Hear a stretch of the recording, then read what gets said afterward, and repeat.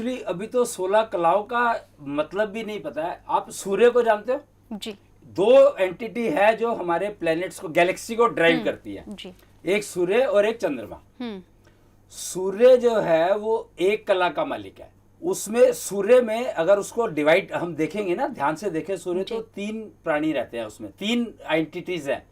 एक रथ होता है जिसको 7 घोड़े चला रहे हैं जी। और एक नारायण है जो बैठे हैं जिनकी चमक है, और एक सारथी है जो उस रथ को चला रहा है। जी। तो उन सारथी का नाम है आदित्य। जो आज के जो सारथी हैं उनका नाम है आदित्य, और वो एक ऋषि कश्यप हुए हैं हमारे यहाँ पर, उनके पुत्र थे। उन्होंने तपस्या की थी। राजस्थान में एक स्थान है जहाँ पर अगर आपको सूर्य बन का रथ चलाने की ट्रेनिंग लेनी है तो ये समझो कि वो ट्रेनिंग जो है आपको राजस्थान में मिलेगी। वो राजस्थान में स्थान है जहाँ पर वो ट्रेनिंग मिलती है। तो वो ट्रेनिंग उन्होंने वहाँ पर करीब बहुत लंबे समय तक तपस्या की थी। तपस्या यानी ट्रेनिंग। एक्चुअली तपस्या शब्द को बहुत कंफ्यूज किया गया है लोगों ने, पर तपस्या का मतलब है ट्रेनिंग। तो वो ट्रेनिंग वहाँ पर मिलती है, और उन्होंने जब वो ट्रेनिंग ले ली, उनकी कंप्लीट होगी, तो एग्ज़ाम जो लिया था वो उनका एग्ज़ाम कृष्ण ने लिया था। और वो एग्ज़ाम लेने का जो स्थान है वो भी हमने देखा उसको। तो ये जो कालका जी, दिल्ली में एक स्थान है कालका जी, कालका जी मंदिर, जहाँ पर काली की वो हुई है। तो वो एक स्थान है जहाँ पर कृष्ण ने आदित्य को सूर्य का सारथी बनने की, नारायण का सारथी बनने की, सूर्य तो जो पूरे उसको सूर्य कहा जाता है, रथ, सारथी और नारायण, तीनों को मिलाकर के जो एंटिटी बनती है उसको सूर्य कहा गया है। तो सारथी बनने का जो एग्जाम लिया था वो कृष्ण ने यहीं पर लिया था, क्या कहते हैं, कालका जी में लिया था जी। और वहां पर जब उन्होंने एग्जाम पास किया तो आज का जो सूर्य जो आदित्य चलाते हैं, वो कश्यप ऋषि के पुत्र हैं। तो उनके पास, नारायण के पास एक कला है। सूर्य को ना, एक एस्ट्रोलॉजी जब हम बात करते हैं इसकी, तो उसमें ना क्रूअल ग्रह कहा गया है। सूर्य को, क्रूअल का मतलब समझते हैं ना, कि सूर्य को एक निर्दयी ग्रह कहा गया है। वो सूर्य को निर्दयी कहा गया है तो क्यों कहा गया है? वो कहता है कि जब मैं आ गया हूं तो मेरे सामने कोई नहीं होना चाहिए, कोई नहीं है। तो आप देख सकते हो ब्रह्मांड में जब सूर्य उदय होता है जी, उसके बाद क्या होता है ये सबको मालूम है कि पूरा आकाश, जो मतलब शाम को अगर देखोगे तो आकाश क्या दिखाई देता है, और सूर्य के आने से सब, तो वो क्रूअल किंग कहा गया है सूर्य को। सूर्य के अब मैं आ गया हूं तो मुझे कोई नहीं चाहिए डिस्टर्बिंग एलिमेंट, मैं अकेला अपने आप में पूर्ण हूं, काफी हूं जी। तो वो एक कला के मालिक है। लेकिन चंद्रमा, अच्छा सूर्य करते क्या है? सूर्य आपके रोगों को नष्ट करते हैं जी। गर्म अग्नि के प्रतीक है सूर्य, इसलिए एक है। और चंद्रमा जो है वो शीतल अग्नि के प्रतीक है जी।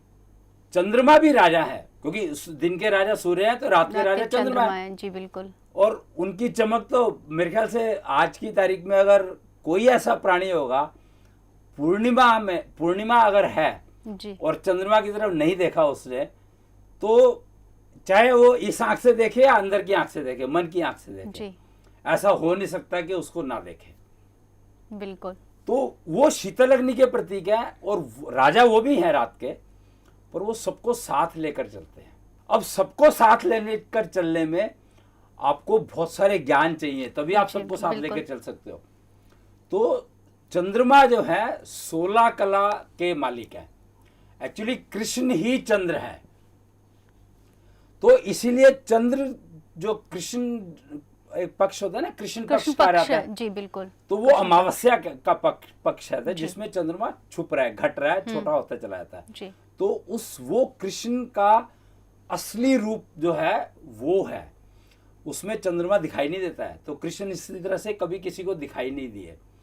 आप सोचेंगी कि मैं क्या कह रहा हूं, कि विराट रूप कृष्ण ने महाभारत के सब काल में 5 बार विराट रूप लिया, पर क्या किसी ने देखा? क्यों? कोई उसको देख नहीं पाया।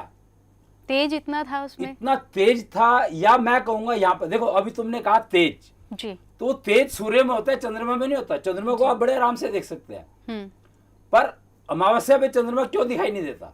बड़ा सिंपल सा कारण है कि अमावस्या में चंद्रमा कृष्ण विराट रूप में होते हैं, और हमारी योग्यता इतनी गिर चुकी है, इतनी मतलब हमारे तत्वों का जो संतुलन है वो इतना बिगड़ चुका है कि हमें दिखाई नहीं देते। वही सिचुएशन महाभारत काल में थी कि कृष्ण, इमेजिन कृष्ण पृथ्वी पर है और हम देख नहीं पा रहे उसको, तो हम इससे ज्यादा खराब क्या होगा। बिल्कुल।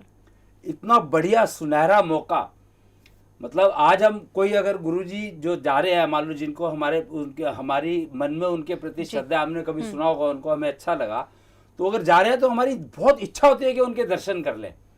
वो कृष्ण पूरे के पूरे 16 कला संपूर्ण वो पृथ्वी पर है और हम उनको देख नहीं सकते। बिल्कुल।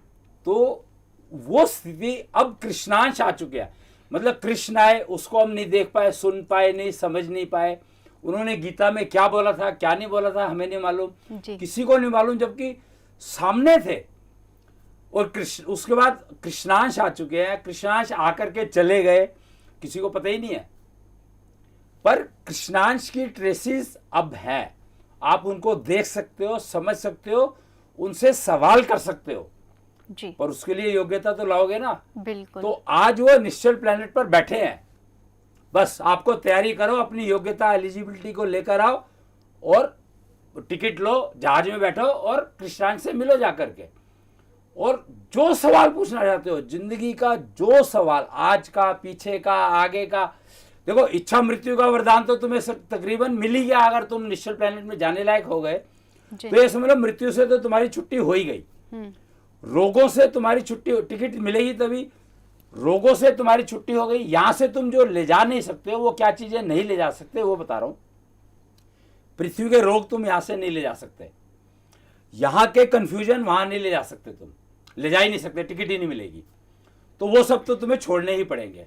यहां छल जो भी है तुम्हारे अंदर, जो है लालच, ग्रीड, ईर्ष्या, कुछ भी हो, वो आपके अंदर, जब आप आरोग्यशाला में जाएंगे तो आपको जो विधि बताई जाएगी, जब आप उस पर चलने लगेंगे तो ये चीजें आपकी ऑटोमेटिकली छूट जाएंगी।